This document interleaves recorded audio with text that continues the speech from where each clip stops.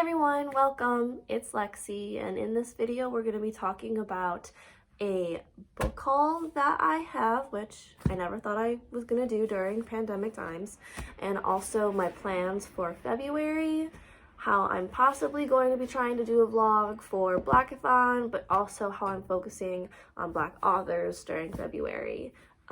So first I will raise this up. Here are the books that I just bought a few days ago. I was passing by a bookstore and I couldn't resist, and no one was in there. Also, my lovely partner, we were standing in line and he got me all of these and said, "Gung Hei Fat Joy," because it's almost Chinese New Year's, and was very sweet. So that was very nice of him. I'm not going to read Writers and Lovers this month or The House of the Cerulean Sea. These I'll have to save for another month. Okay, and then I also had one in my collection that I'm going to be trying to read this month. I guess I'll start with this one. It's called As the Crow Flies by Melanie Gilman. It is not by a Black author, as I know, but it does follow a teen queer Black girl who is questioning a lot of stuff inside herself about religion and how it pertains to her sexuality that she's discovering, and is going on like a all-girls camping trip. In terms of blackathon, which is run by Bow Ties and Books, you should watch her video about all the different stuff that's going on for blackathon.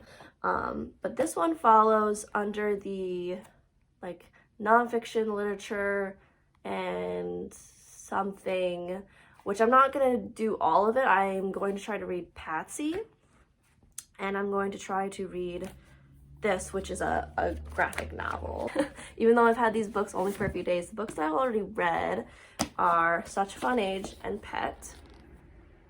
Such Fun Age is by Kylie Reed, and Pet is by Akweke Amezi, who I think I'm really going to now have as a favorite author. That's what a lot of people say, but her writing was really unique and beautiful. And I'll talk all about this in a wrap up, but I really enjoyed it. I gave both of these a 5 out of 5. Yeah, and this is Kylie Reed's debut novel. Both really good. I'm already quaking. So I have her other book, Amezi's other book that everyone raves about. I think it's a little maybe horror-esque and emotional, and other people seemed to dig this even more than Pet, so I'm really excited to read this, and it's short and I'm excited. And then I also have The Mothers by Britt Bennett. I recently read The Vanishing Half, so I don't really remember what this is about, but I just think I'm gonna love it no matter what. So yeah, I'm excited. These two books, I was gifted this for Christmas. Barack Obama's memoir. She's hefty. She's a thick one. Oh, and there's pictures. She's heavy. And I'm not really a big memoir person. Yeah, I'm interested. And I also really want to read Michelle Obama's memoir. I think I'm gonna relate more to that, Becoming, and I think I can get it maybe on audiobook. It would be kind of cute if I read them both side by side, huh? Or maybe not, I don't know. They both grew up in, I believe they both grew up, but I know they went to school and stuff like that in Chicago, which is where I'm originally from. So I have a bunch of aunts and stuff who read it who are like, oh my gosh, they walked on that street and went to that restaurant that I went to and went to that school that I know. I won't relate to it like that closely. I don't know, it's just like something you can't help but be like, wow, we have a connection. And then the new Jim Crow, I don't know really how this book is written or exactly what it's about, and I'm sure it's important and I'll tell you all about it. So yeah, by Michelle Alexander. So I've already finished the audiobook for All Boys Aren't Blue by George Matthew Johnson. I think I gave it a 5 out of a 5. Reading just yesterday, I started reading Patsy by Nicole Dennis Benn. What I understand about that book is it's about a lesbian 28-year-old woman who has a child, and she goes on a trip to America with her best friend slash girlfriend, I believe. So then it also follows their child, who is transgender. And I haven't really gotten that far in the book, but it follows both of their lives, which gives me kind of like a little bit of Vanishing Act vibes. So I'm really excited about it.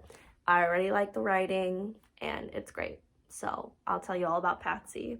That is one of the like group reading books for my the team that I'm in for blackathon. Like I said, I don't think I'm going to be reading all 4 books to follow the challenge, but I think I am going to try to do the challenges for the vlog.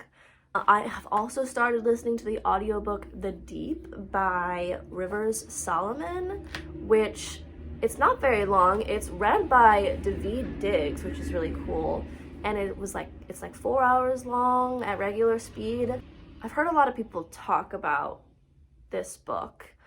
The Deep is basically about mermaids who are descendants of African slave women that were thrown off the ship, and them having such a hard time holding on to their memories of that they all put it onto one of their descendants. They're like historian who has to remember everything, and then once every year they sort of feed off her and share the memory for a little bit, and then it goes back to that one person. And I'm like halfway through it right now. Yeah, it's interesting. And David Diggs is great. If I have time, I have 4 other books that I'd like to get to approximately. I mean, they're just on my list and following this month's theme. Freshwater, which is also by Amezi. I have no clue what Freshwater is about, but I'm willing to just read anything by Amezi at this point, and I can get it from my library, so I think that'll probably... It'll be sad, because I don't know if she has any other books out, so it'll be sad to have nothing left to read of hers, but I don't know, we'll see. And then also we have The Nickel Boys by Colson Whitehead. I don't remember anything about what people told me about this book. I've heard about it from Peruse Project and maybe someone else. I remember thinking at the time that the storyline sounded interesting, so yeah, Nickel Boys. And Hood Feminism, which a lot of people have talked about, by Mickey Kendall. I think it's not a memoir, but nonfiction, I believe. I have heard a lot of women, I mean, everyone should read it, but a lot of women talk about how it changes their point of view on feminism depending on like what minority you're in. And obviously that's a really important topic about intersectionality and how, you know, at first the feminist movement was very white, female led, and did not uplift people of color. So I'm sure it'll give me a lot of insight and perspective to think about, and I'm ready for it. I'm ready to learn.